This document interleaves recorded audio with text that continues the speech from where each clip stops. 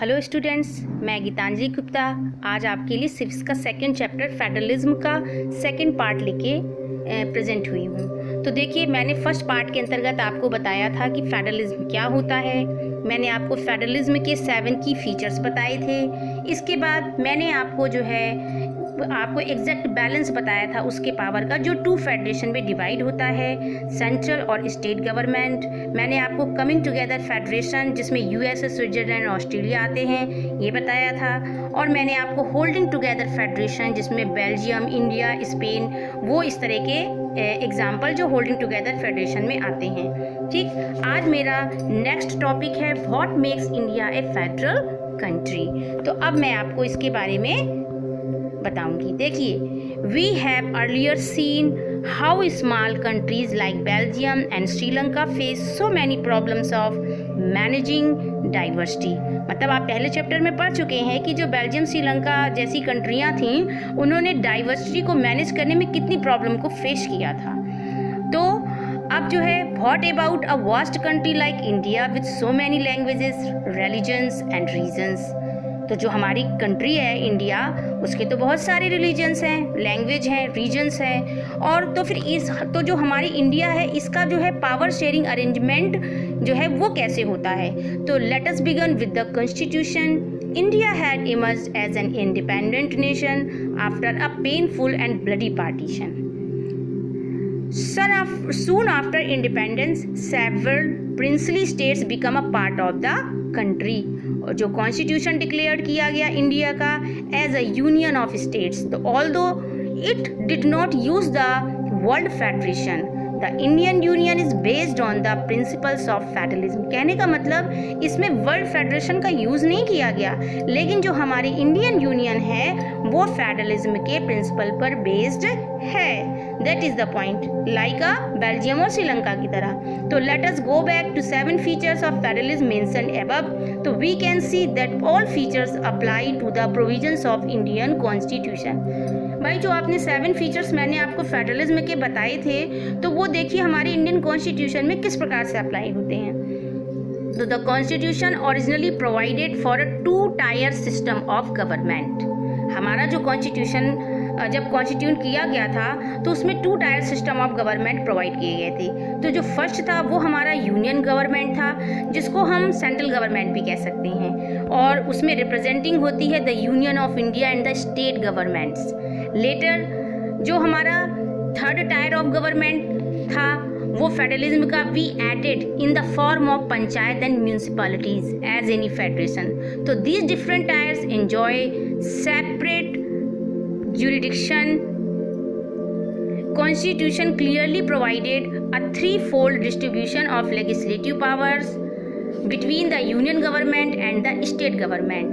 तो there are, ये कितने, इनकी 3 लिस्टें हैं। तो देखिए, हम पहली फर्स्ट लिस्ट में चलते हैं। ये है हमारी यूनियन लिस्ट। यूनियन लिस्ट में क्या होता है? Union list include subject of national importance such as defence of the country, foreign affairs, banking, communications and currency.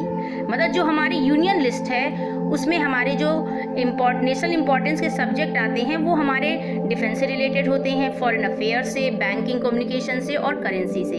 तो they are included in this list because we need a uniform policy on this matter throughout the country. क्योंकि हमको मतलब ये list में इनको include किया गया क्योंकि हमें एक यूनिफॉर्म पॉलिसी चाहिए इन मैटर्स पर, जो पूरी कंट्री पे लागू हो सके।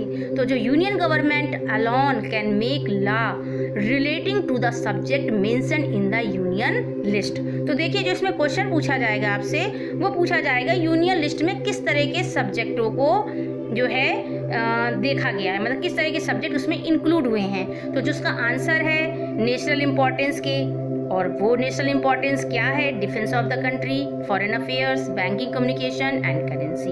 और ये इंक्लूड क्यों किए गए हैं, इसके पीछे इसका रीज़न क्या है? तो reason is a 1 because we need a uniform policy on this matter throughout the country. ठीक, अब हमारा जो नेक्स्ट लिस्ट हुई वो है स्टेट लिस्ट। तो contains subject of state and local importance. तो हमारे स्टेट और लोकल इम्पोर्टेंस के सब्जेक्ट कौन कौन से होंगे इसमें? Such as police, trade, commerce, agriculture and irrigation. तो जो स्टेट गवर्नमेंट है वो अकेले ही इससे मतलब रिलेटेड जो भी सब्जेक्ट पे ये रिलेटेड लॉ बनाती है जो स्टेट लिस्ट में मेंशन किए गए हैं। ठीक,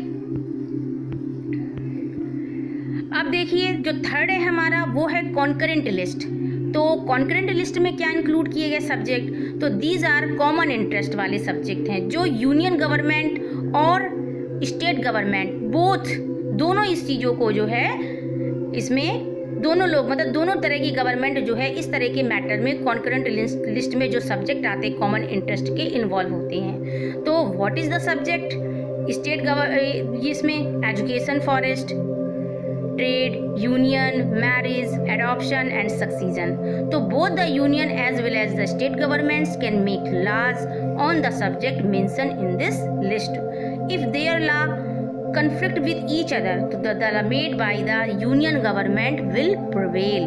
मतलब अगर इनके बीच में कोई भी इन सब्जेक्ट को लेकर के कोई भी इशू होता है तो ये जो है अपने यूनियन गवर्नमेंट के द्वारा जो लॉ बनाया गया है उसको ये प्रिवेल कर सकते हैं, तो करेंगे भी। तो what about subject that do not fall in any of the three list, या subject like computer software that came up after the constitution was made, क्योंकि जो हमारा ये सब्जेक्ट है ये हमारा कॉन्स्टिट्यूशन के बाद आया है, कंप्यूटर वाला सॉफ्टवेयर का सब्जेक्ट। तो according to our constitution the union government has the power to legislate on these residuary subject, मतलब कि ये सब्जेक्ट पर हमारे जो गवर्नमेंट है यूनियन गवर्नमेंट उसको पावर दी गई है।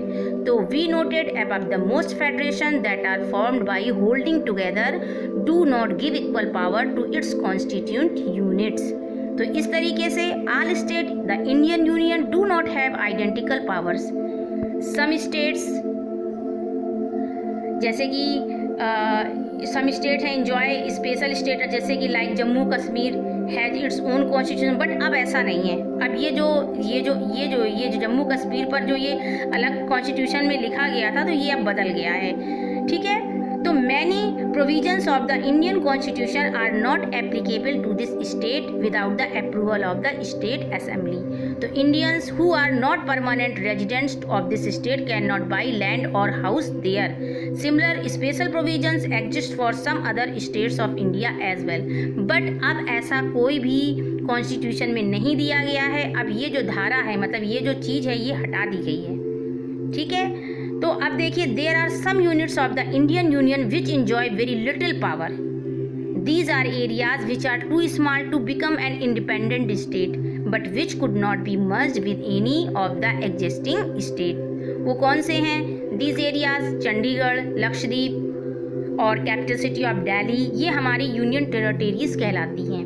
अब तो हमारी टेरिटरीज बढ़ा दी गई हैं। Territory do not have the power of state, और सेंट्रल गवर्नमेंट को स्पेशल पावर दिए गए हैं इन एरियाज में रन करने के लिए। तो देखिए जो ये शेयरिंग जो पावर है जो यूनियन गवर्नमेंट और स्टेट गवर्नमेंट के बिटवीन होती है is basic to the structure of the constitution. ये हमारे कॉन्स्टिट्यूशन का बेसिक स्ट्रक्चर है। It is not easy to make change to this power sharing arrangement. तो जो parliament can not on its own change this arrangement, so any change to it has to be first passed by both the houses of parliament with at least 2/3 majority।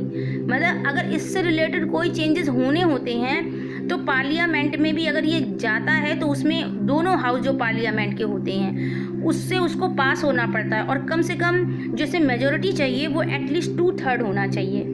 तो then it has to be ratified by the legislature of at least half of the total states. मतलब जो total states के कम से कम half होगा। तो ये judiciary place करती है एक important role in overseeing the implementation of constitution provisions and procedure. तो in case of any dispute about the division of powers high courts and supreme court make a decision, इनको power मिलती है लेने के लिए। तो यूनियन और state government have the power to raise resource by the levying taxes in order to carry on the government and the responsibility assign to each of them. यानी कि यूनियन और स्टेट गवर्नमेंट के पास power होती है, वो resource में जो भी लिविंग टैक्सेस के द्वारा जो भी मुद्दे उठते हैं तो वो गवर्नमेंट को कैरी ऑन करने पड़ते हैं, और रिस्पॉन्सिबिलिटी जो उनके द्वारा असाइन की जाती हैं। तो इस तरीके से मैंने आपको बताया कि इंडिया फेडरल कंट्री इंडिया जो है हमारी फेडरल कंट्री कैसे, मतलब किस तरीके से हुआ।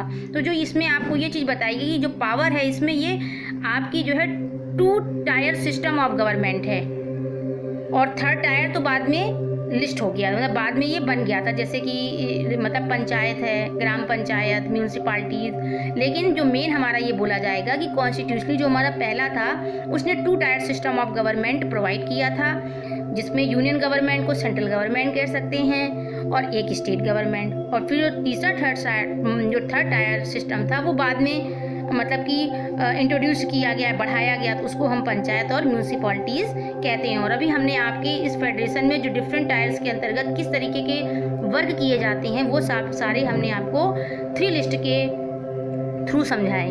और वो लिस्ट क्या है? First union list, second state list and third concurrent list. ठीक, इसके बाद जो हमारा नेक्स्ट पार्ट है, हाउ इज़ फेडरलिज्म प्रैक्टिस्ड। तो इसको जो है हम अपने नेक्स्ट मतलब वीडियो के साथ लेकर आपके सामने प्रेजेंट होंगे। तब तक के लिए आप वेट कीजिए और मेरे चैनल को सब्सक्राइब करना मत भूलिए। जय माता दी।